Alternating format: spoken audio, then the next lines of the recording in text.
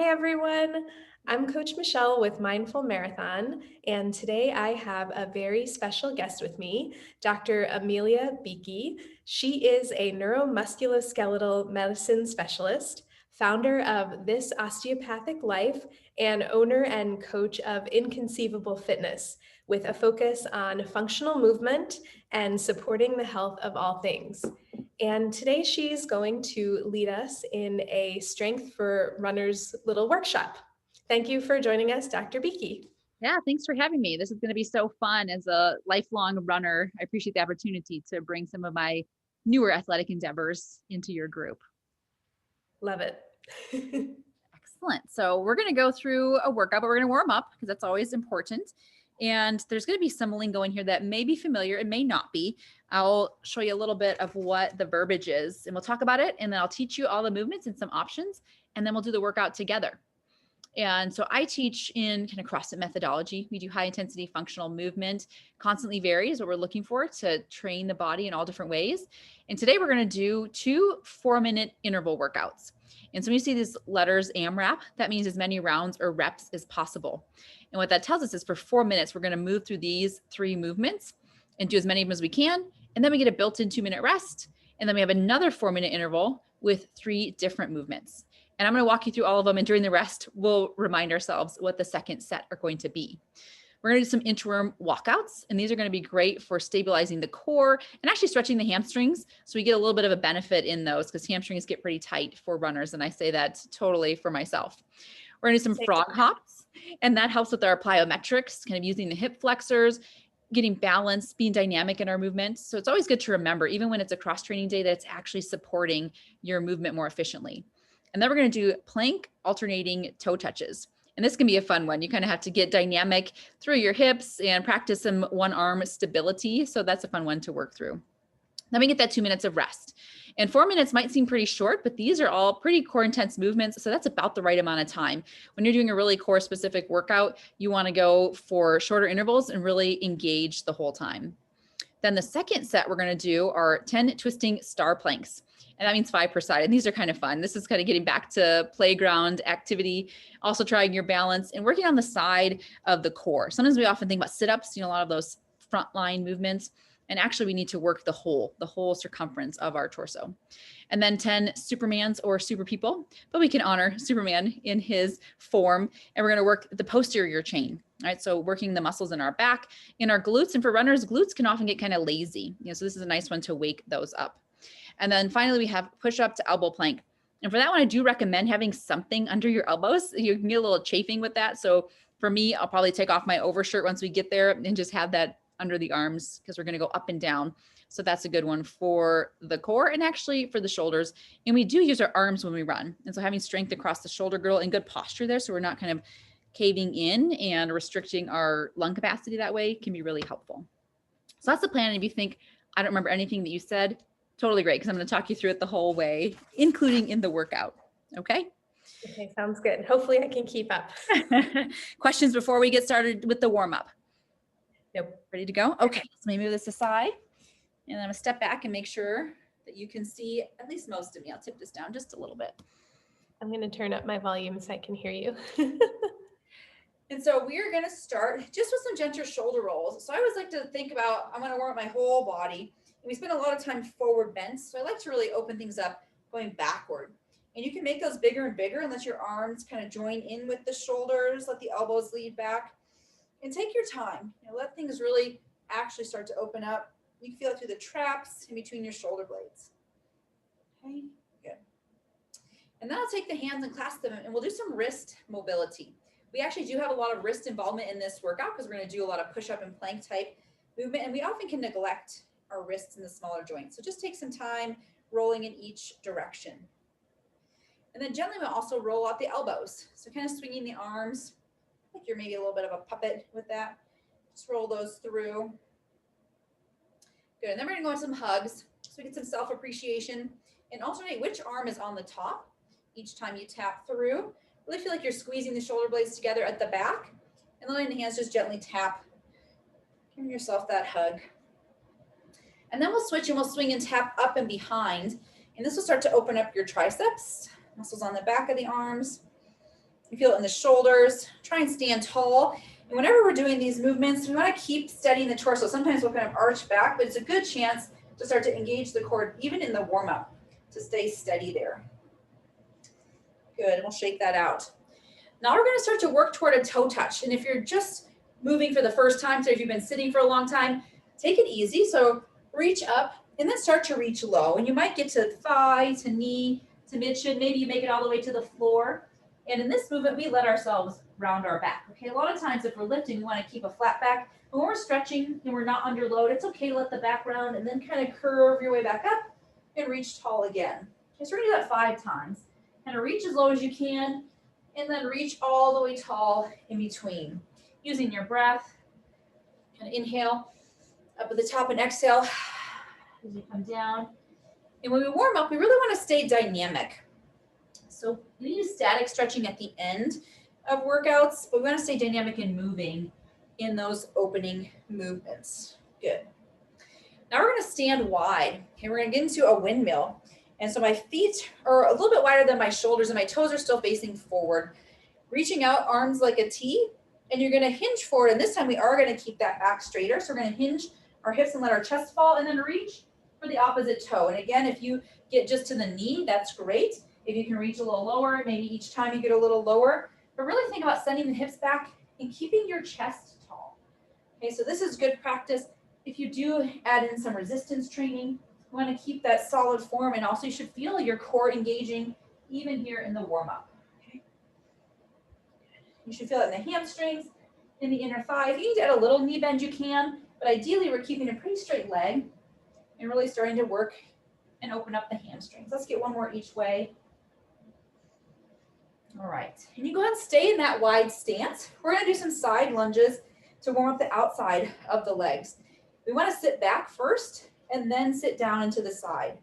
Okay, so we don't want to let that knee really drive forward. We're really thinking about sitting back and letting that knee drive out to the side. Okay, so in the front it looks here. Okay. And then you can extend this into a stretch by letting that heel stay planted and the toe come up of the leg that's not bending. Okay. So just feeling that kind of into the inner thigh. Good. Let's get one more each way.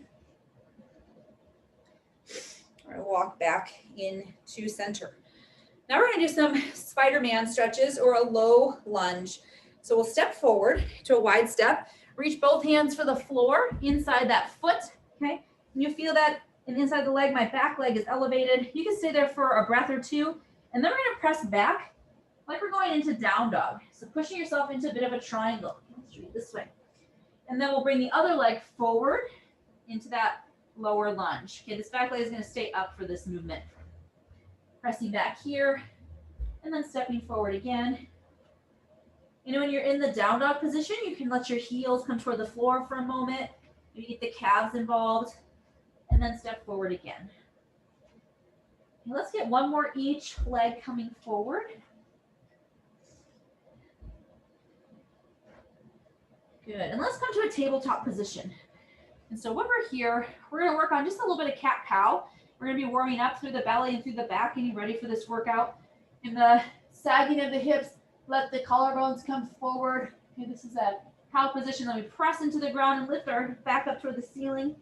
That's the cat, okay? So you can inhale here and exhale, pressing up. We want to stay again dynamic in these movements. So move at the pace of your breath for 3 or 4 cycles. And we're pressing the ground away. All right. And then we'll come back to a flat back position. And so right now I have my hands spread out on the floor, and we're going to do a little more work in stretching out the tissues of the hands and the arms. When we type so much, that can get really tight. So we're just going to gently rock our weight over our hands. Just opening that up. And then you can turn the hands out to the side and do that same thing, and you'll notice you'll feel it at different places in your hands, wrists, and forearms. And then if you can turn your fingers towards your body, and that'll get even tighter. And this is a great one to use if you've been on the computer a lot. And then gently you can place the backs of your hands on the ground and just open and close your fists. Don't have a whole lot of weight on your hands.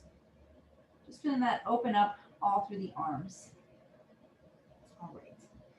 And then if you can tuck your toes under, we're going to work on stretching out the bottoms of the feet, which we know can get pretty tight in running. And we're going to do, if you're able, so just tucking the toes under, you might feel it. You can let your weight drift back. And if you're able to sit back towards your heels, that'll enhance the stretch even more. So listen to your body and only go as far as you feel comfortable. Okay? If that's enough, you can stay there. If you can add a little more, you can reach one arm at a time up toward the ceiling. Okay. Feel that stretch through the ribs. And we're going to be working the side of the abdomen here all together. All right. Are you feeling warmed up? Yes, I have to take off my sweatshirt. I know. I decided to come up into the sunshine here today. I'm going to do all these in my basement, but it's too nice out to do that. Okay. So now we're going to go through the different movements. Okay, we're going to warm all of those up. And if you have any questions, Michelle, along the way, let me know, because I'm sure that would help field them for the audience. But I'll give you some options with each of the movements. I'm going to actually open this window just a minute here. A little airflow. Okay. So we have a no push-up inchworm walkout. What that means essentially is you're going to walk your way to the top of a plank and then back up. Okay, so I'll show you from the front. I'll show you from the side. I'll give you a couple options, and then you can find a version that works for you. So we're going to reach tall in between because we're going to work on that whole body extension. Okay, we're going to reach toward our toes, and you can add a little knee bend as you need to. And then you're going to walk your hands out to the top of a push-up or plank position, and then walk back in. Okay, all the way back up to full extension. Okay. Now, if for any reason that's too much, I'll show it to you once from the side.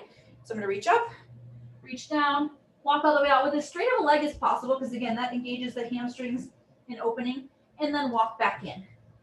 Okay. If ever that's too much, you can come to here. You can put the knees down, walk out. You can stay at a knee for the plank, or if you can come up for a minute, and then you can do that as well back in. Okay, so there's always a way to modify.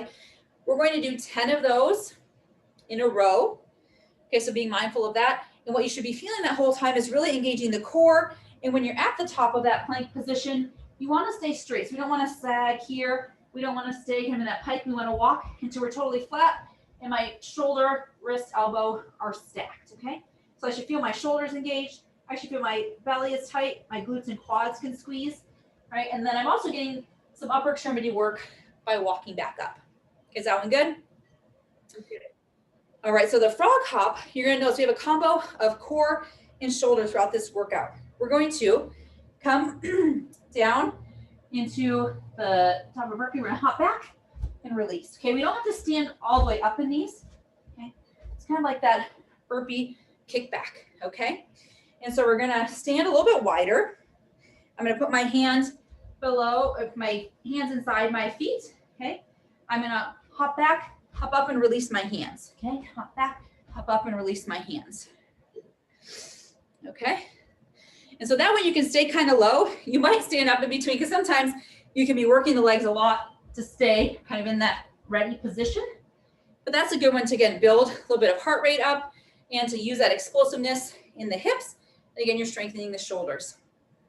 All right, and so then we have the plank alternating toe touches. And this one can get interesting. So we're going to be in our plank pose. We're going to reach back and touch our opposite toe, okay? And so if you want to get all the way back, sometimes you can go to shin, but notice how I'm hinging at my hips here, okay, to get back and do that. So I'm taking my right hand to my left leg, okay? But you want to feel like you're lifting the hips, because sometimes we'll be in this and we're trying to reach for it, but I can't get there. So I have to elevate my hips in order to reach back, okay? And if ever that gets to be too much, we could be in a knee plank and kind of reaching back behind the plane of our knee, okay? So you can still get good work out of this. I want to still keep my belly engaged. I'm still getting that act of closing and opening the hips, because that's a really strong way to build glutes and to build our hip flexor power. So that's an alternate for that one, okay? Those are the first three. And I'll remind you of those. And I'm going to teach you the next three, but you can forget them temporarily, but I'll show you what they look like, okay? We have good on those. Okay. And we have the twisting star plank is the opening movement for the next one. And I have instruments. I'm going to move out of the way. And so what that looks like is we come to a side plank, okay? And so we can find that in a couple different ways. If we need to stabilize, you can stagger your feet, okay? And then we're gonna switch, you come to the opposite side. If you can lift your arm, that's great, okay? If just switching sides is enough, you can go hand to hip.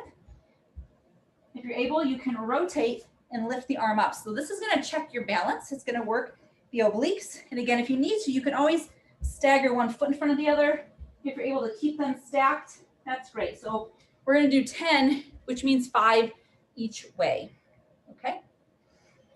And then we have Supermans, which to me is kind of like the bonus semi-rest version of this workout. And we're gonna be on our bellies. Okay. Can you still see me? We're gonna hand kind of by the ears. And you can have choices. You can raise legs, hands, upper body, or you could just raise upper body and keep the legs grounded. Either way, I want you to think about activating glutes for both of those, okay? So if I'm just raising upper body, I still want to think about squeezing here so my back is protected. Okay? And we're keeping a neutral gaze, so try to stay looking at the floor. Keep your neck in line. All right. And then that last one, like I said, if you have a towel or a cushion, both for the cushion of your elbow, like the pointiness of your elbow, but also just some of the friction, I find to be helpful. And what we're going to do with this one, make sure you can still see me, is we're going to be in a push-up position, okay? And we kind of call them down ups is another way I think about it, where we go down on elbow, and then that right arm that was leading comes up, and then we switch. Then left arm comes down, right arm comes down, left arm goes up, right arm goes up. If that's too much, you can do it from a knee position. Okay. All right. So those are 3 movements in the second 4 minutes. Okay. And the beautiful thing about AMRAPs, so if you're ever working out with a friend and you're concerned, right, you might have different paces, different goals. AMRAPs are great because it's a fixed amount of time. All right. So you can go as fast as you can go. I can go as fast as I can go, and we can still share the time together. So we use that a lot in the gym to keep constraints. We'll also use like 15-minute time caps on workouts. So again, everybody's working for that amount of time and they get the score that they get. So there are ways that we can make it so we can always work together. I'm just going to pull up a timer here. And we'll have that running. And so remember, we have 4 minutes and then we have built in 2 minutes of rest, which means we want to work those full 4 minutes all the way through. And all right. And so for this first one, we're going to have our walkouts. We're going to do 10 of those. We're going to do 10 frog hops and 10 of those alternating toe touches. If there's still time on the clock, we're going to keep going until 4 minutes is called. Okay. So it's visible in the screen.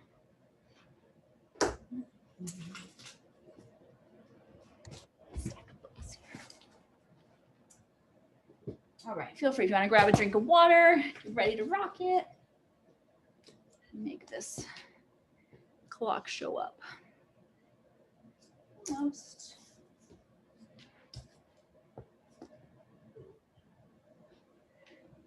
So we get fancy. All the children's books will.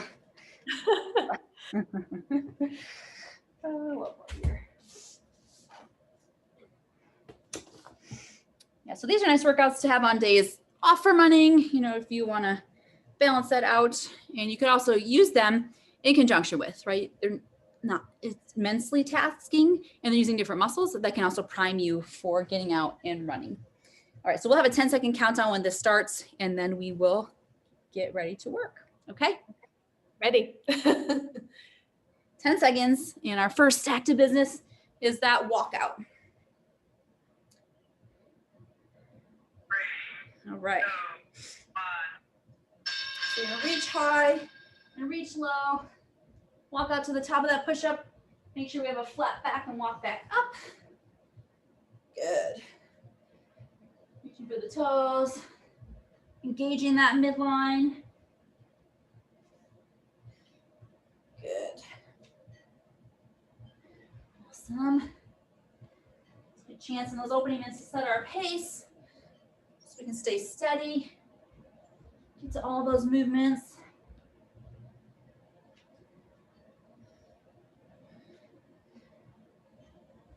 All right. Should we get to that totally flat back?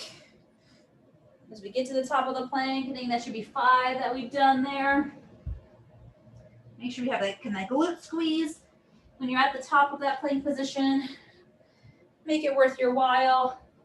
Solid form. We have 3 more here. Or if you ever need to go to knees when you're watching this, go ahead and do that, but keep moving. Think about squeezing your belly. We have 2 more.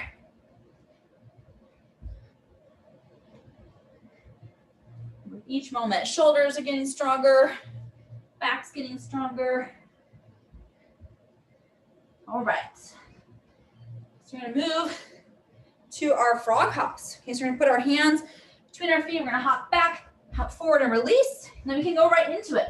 So we can try to get dynamic with this movement.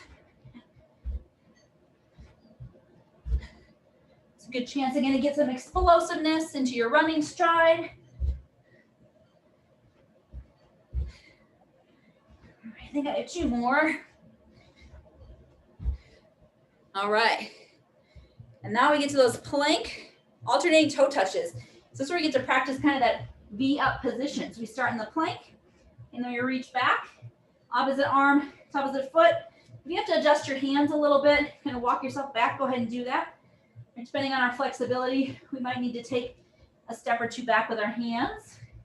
Totally okay. That's 5. And we're looking for 5 each side.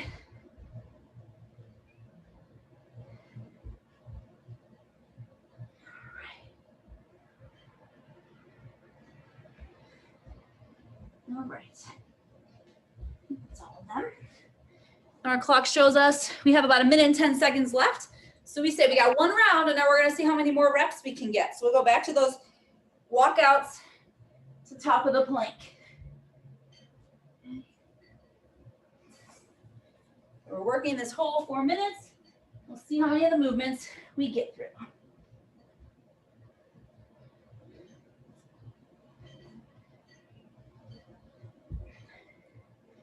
Controlling your breathing.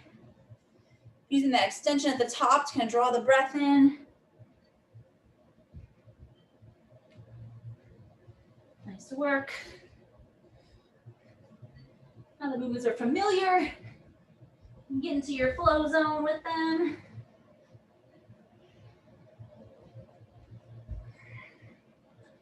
Who knew just walking out the top of a plank could be so much work? In the belly. Feel your shoulders engaged. I think I have 2 more maybe. Whereas the counting has its own challenge involved. All right. So we got 1 round in 9 to 10 reps, 9.5 reps. So that's how you would score that. And these workouts are nice because you could revisit them and then see, right? So I get more rounds the next time I do that. That can help you gauge both your fitness level, but maybe sometimes also your need for recovery, right? If it's a workout you would expect to get a certain score and you really can't, it might be time to take a total full rest day between those. So we have 2 minutes now between. How are you feeling? That was good. I'm a little out of breath. Yeah, it's a good one. Like those toe touches, they get you going. So we're going to move to our twisting star planks. Okay, that's when we're totally on the side and rotating between them. Or you can stagger your feet if you need to. Then we have the 10 Supermans. I enjoy that part of the workout. And then we have our push up to elbow plank. So have whatever your cushion is for your arms nearby. We have about 1 minute left. The rest time always moves faster than the work time. And then we'll move at your own pace. Like you said, if you're doing it with friends, and it wouldn't matter. So as long as you can remember which 3 you're supposed to do. Yeah. And with these 2, I even encourage my athletes, just keep moving, right? So if you think, how many do I have left? It's like, do a couple more and then do the next thing. You know, there's ways we can, the ideal thing, especially in a short time, you don't want to spend a lot of time considering or second guessing what you're doing. So just as many as you think of that movement, right? And keep moving forward. Got about 30 seconds to go. We'll do those, and then we'll do some simple stretches when we're all done. All right, so twisting star planks. Make sure I'm visible here. Remember, there's always options. So you might lift an arm, you might stagger your feet. Meet yourself where you are, and maybe the next time you add a little bit more. All right, we're almost there with our rest. So last 4 minutes, and then we're done with the work. For this workout anyway. Anyone else? Okay. Excellent. Twisting star plank, 5 each side. Right, so we're up, we can reach. Let me transition over, and that'd be 2. So if you can pivot on your feet, you can make that efficient. Good, trying to really keep those hips high.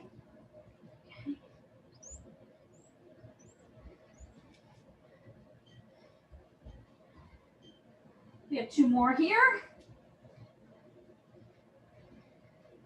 All right, and then we kind of Superman. So get on your belly, remember to squeeze those glutes and lift chest and legs, or one just chest.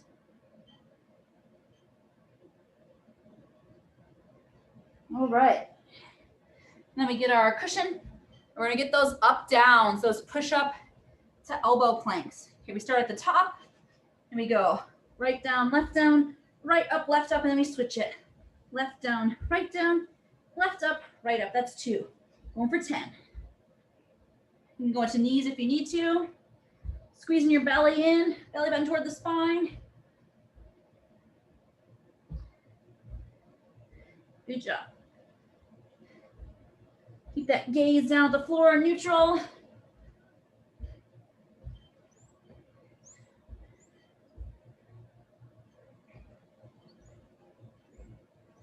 All right. Nice work. Move through those. What do we have on our clock? We have about 1 minute and 30 seconds left. So we get to come back to our twisting side planks. All right. So it's a sneaky workout. All the shoulders in there supporting us. Like, oh good, it's a core workout. And your upper body's doing so much work too. It's a nice way to hit a little bit of everything.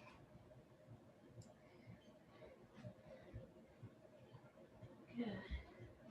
Kind of stack that shoulder, wrist, elbow.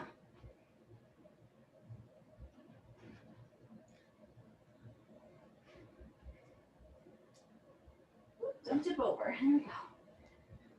All right. Now we get to do our Supermans for 10.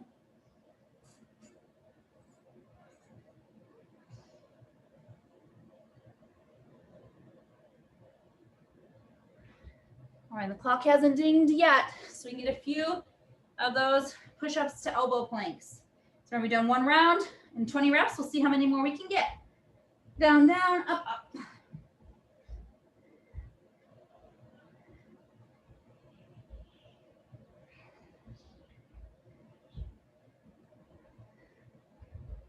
Keep it.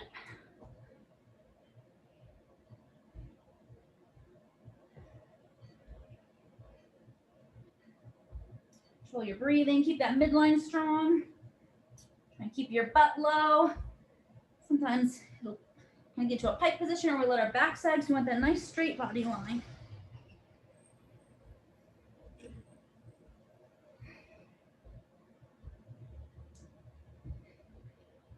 All right. Well, I think with 40 seconds, I did some mental math wrong. So 40 seconds, we can do some more of our side planks, and then we should be through here. Again, driving up, stacking the arm, reaching tall, thinking about hips high, pivot, get that other side set.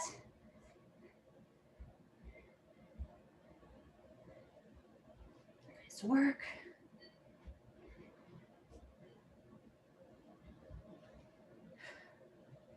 Keep that breath going.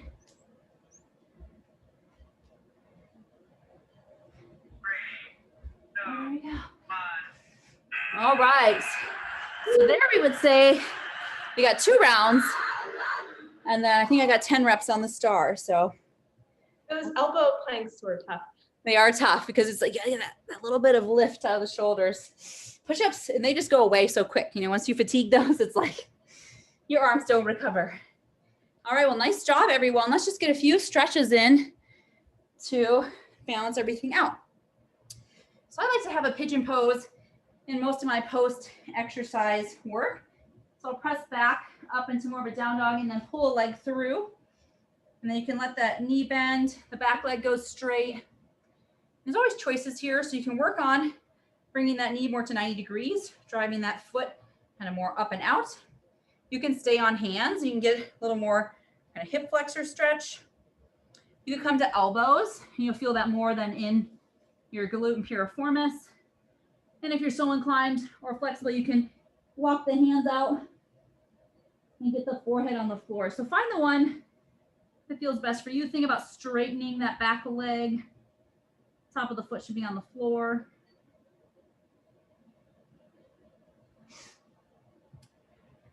Good, and then staying in that pigeon pose, you can walk the arms over to the open side, kind of like down dog arms. Okay, so you take your whole torso toward kind of the foot that's up in front of you, and you send the hips back. So you can use a little bit of leverage from the arms, and you'll start to feel that around your back and ribs.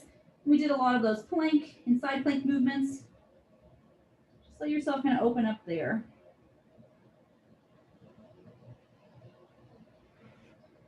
And then we'll come back to midline and come back up to the hands.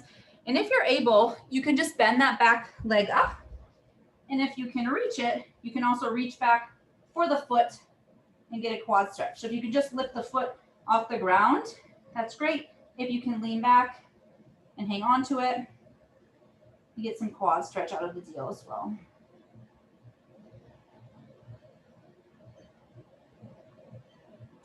And then gently release. Come up to the top of that plank. We're familiar with them now. Take a minute, kind of pedal out your calves, and then bring that opposite foot through. Okay, so if you had the left before, now the right comes under the body. Kind of scoot yourself in, let that back leg be long. And lots of choices here on hands, on elbows, walking out. See where it feels most advantageous to have that stretch today.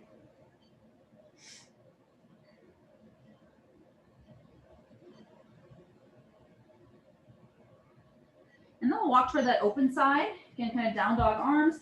You can press into the hands, sending your weight over the hip, feeling it into the side of the ribs and arm.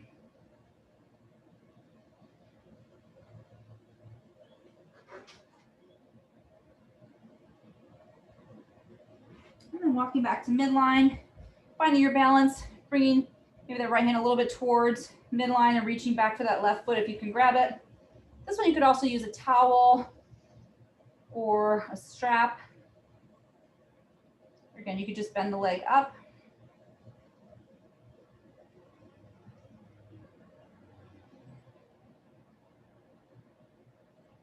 All right, we'll release that. And let's take a moment just on our bellies here, and we'll get a Sphinx pose. So arms like goalposts. Okay, so my elbows just a little bit behind my shoulders. I'm gonna think about pulling the ground back and lifting my chest up. And I should feel that in the abdominal region.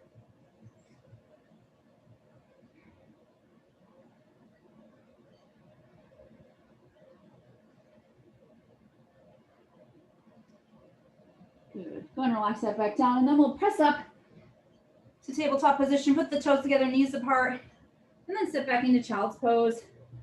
Arms can be out in front, or you can rest them down at your side.